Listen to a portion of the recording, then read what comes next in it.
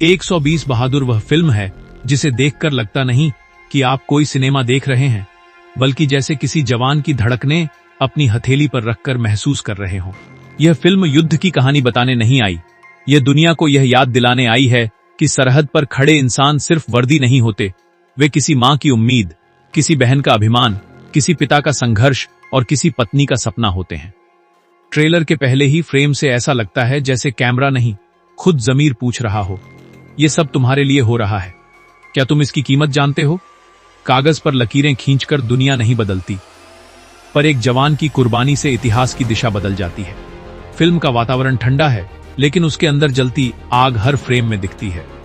जवानों के चेहरों पर एक अजीब शांति है, वह शांति जो तब आती है जब डर मर चुका हो और कर्तव्य बचा हो।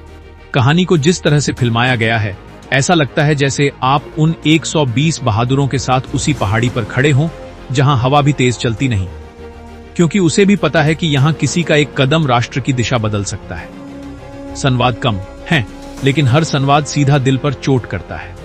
हर वह लाइन जो सैनिक बोलता है, ऐसा लगता है जैसे वह कैमरा से नहीं हमसे कह रहा हो। वो मौत से डरते नहीं, वो डरते हैं कि कहीं देश उनसे निराश ना हो जाए। फिल्म की ताकत उसका दर्द नहीं, उसकी ईमानदारी है।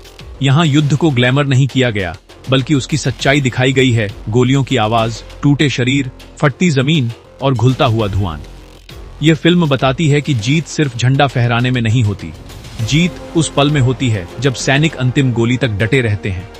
बीच में एक दृश्य आता है जहां जवान रात में आसमान की ओर देखते हैं, किसी के होंठ हल्के कांपते हैं, किसी की आंखों में किसी का चेहरा तैरता है, और उसी क्षण आपको एहसास होता है कि ये लोग सिर्फ मरने नहीं आए थे, ये लोग पूरी मानवता को जिंदा रखने आए थे।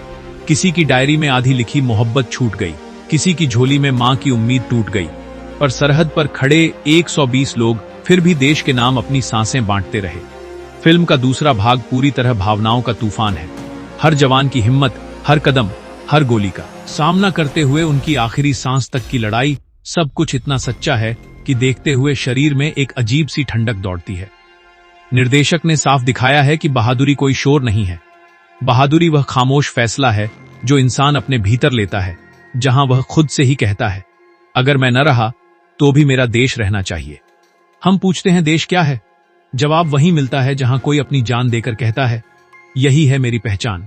क्लाइमैक्स आते आते आपको समझ आ जाता है कि यह फिल्म किसी एक युद्ध की बात नहीं कर रही, यह आपको उन अनकही कहानियों से मिलवा रही है जिन्हें इतिहास के पन्ने भी पूरी तरह लिख नहीं पाते। जब 120 बहादुर अपने अंतिम क्षण तक मोर्चा संभालते हैं, तो दर्शक की आंखें सिर्फ नम नहीं होती, दिल भारी हो जाता है। यह अंत कोई हार नहीं है, यह वह जीत है जो उन जवानों की आखिरी सांस में दर्ज हो जाती है। और फिल्म का आखिरी दृश्य वह एक सन्नाटा छोड़ जाता है, ऐसा सन्नाटा जिसमें गर्व भी है, गम भी है, और एक सवाल भी, क्या हम इनकी कुर्बानियों के काबिल हैं? शोर नहीं, बस एक खामोशी गूंजी हवा में, जैसे 120 बहादुर कह रहे हों, हम चले गए, पर सरहद आज भी हमारी है।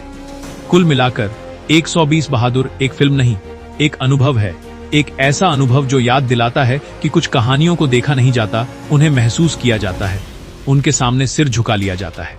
यह फिल्म सिर्फ पलकों को नम नहीं करती, यह आत्मा पर एक गहरी इबारत लिख जाती है।